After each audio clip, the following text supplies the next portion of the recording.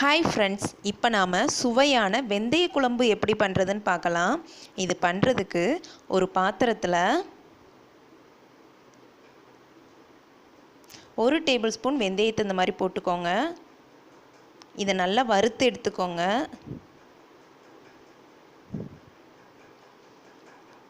இந்த மாதிரி பொன்னிறமாக வதங்கின உடனே ஸ்டவ்வை ஆஃப் பண்ணிடுங்க. இது ஆறின உடனே மிக்ஸி ஸ்டாரில் மாற்றி நல்லா அரைச்சி பொடி பண்ணி எடுத்துக்கோங்க. இப்போ வெந்தய பொடி தயாராகிருச்சு. நாம் குழம்பு பண்ணலாம். குழம்பு பண்ணுறதுக்கு ஒரு பாத்திரத்தில் 2 டேபிள் ஸ்பூன் அளவு ஆயில் விட்டுக்கோங்க.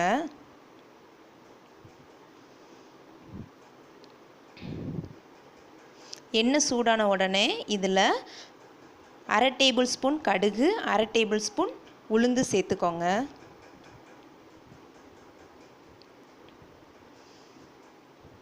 கடுகு நல்லா வெடித்த உடனே இதில் 10 பல் பூண்டு சேர்த்துக்கோங்க.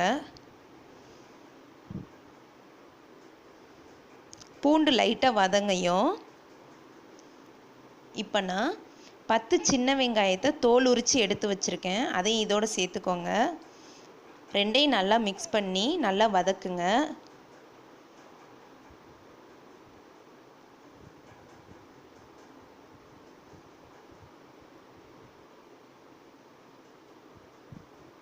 இப்போ பாருங்கள், வெங்காயம் நல்லா வதங்கிருச்சு. இப்போ இதோட நாம் தக்காளி சேர்த்துக்கலாம். ஒரு தக்காளியை கட் பண்ணி வச்சுருக்கேன். அதை இதோடு சேர்த்துக்கோங்க. சேர்த்துட்டு நல்லா மிக்ஸ் பண்ணி தக்காளி பேஸ்ட் ஆகிற வரைக்கும் நல்லா வதக்கி எடுத்துக்கோங்க.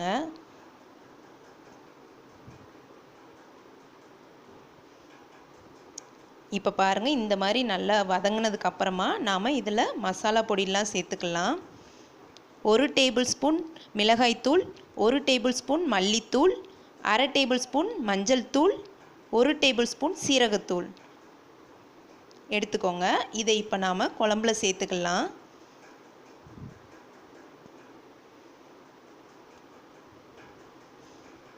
இப்போ இதை சேர்த்துட்டு இதோட நாம் பொடி பண்ணி வச்சுருக்கிற அந்த வெந்தய பொடியையும் சேர்த்துக்கோங்க. இப்போ இதை நல்லா மிக்ஸ் பண்ணி விடுங்க.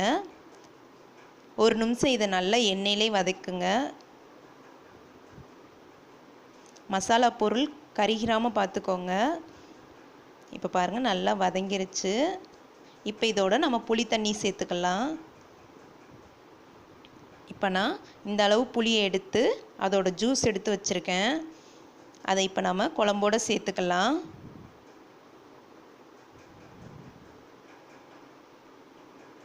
இந்த மாதிரி சேர்த்துக்கோங்க.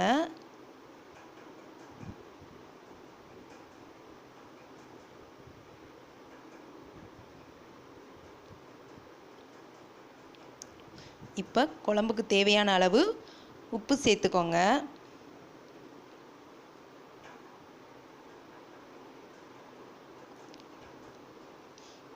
அரை டேபிள் ஸ்பூன் அளவு பெருங்காயம் சேர்த்துக்கோங்க. இப்போ எல்லாத்தையும் சேர்த்துட்டு நல்லா மிக்ஸ் பண்ணிவிட்டு இப்போ இதை மூடி 2 நிமிஷம் நல்லா வேக விடுங்க குழம்ப.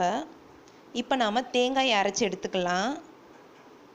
கொஞ்சமாக நான் தேங்காயை எடுத்து அதை மிக்ஸி ஸ்டாரில் இந்த மாதிரி மாற்றிக்கிறேன். இப்போ நாம் இதை அரைச்சி எடுத்துக்கலாம். இந்த மாதிரி அரைச்சி எடுத்துக்கோங்க. இப்போ நாம் குழம்பு ஓப்பன் பண்ணி பார்ப்போம். இப்போ பாருங்கள், குழம்பு நல்லா கொதிச்சிருக்கு. இப்போ இதோட நாம் அரைச்சி வச்சுருக்கிற அந்த தேங்காய் பேஸ்ட்டை ஊற்றிக்கோங்க.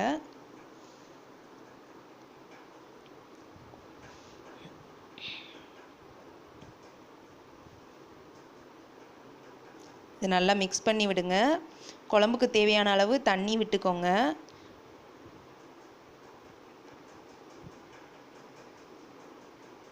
மிக்ஸ் பண்ணிவிட்டு இப்போ இந்த குழம்பை மூடி ஒரு 4லேருந்து 5 நிமிஷம் நல்லா வேக விடுங்க. இப்போ 5 மினிட்ஸ்க்கு அப்புறம் பாருங்கள், குழம்பு நல்லா கொதித்து எண்ணெயெல்லாம் பிரிஞ்சு அருமையாக வந்திருக்கு. இப்போ நாம் கடைசியாக இந்த குழம்போட கொஞ்சமாக வெல்லம் சேர்த்துக்கிறோம். இது குழம்புக்கு நல்லா டேஸ்ட் கொடுக்கும். இந்த மாதிரி வெந்தய குழம்பு நீங்கள் வீட்டில் பண்ணி பாருங்கள், அருமையாக இருக்கும். உங்களுக்கு இந்த டிஷ் கண்டிப்பாக பிடிக்கும்.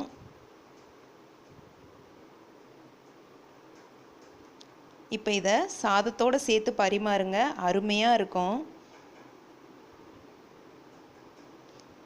உங்களுக்கு இந்த டிஷ் பிடிச்சிருந்துச்சுன்னா எங்கள் சேனலை சப்ஸ்கிரைப் பண்ணுங்கள். Thank you friends.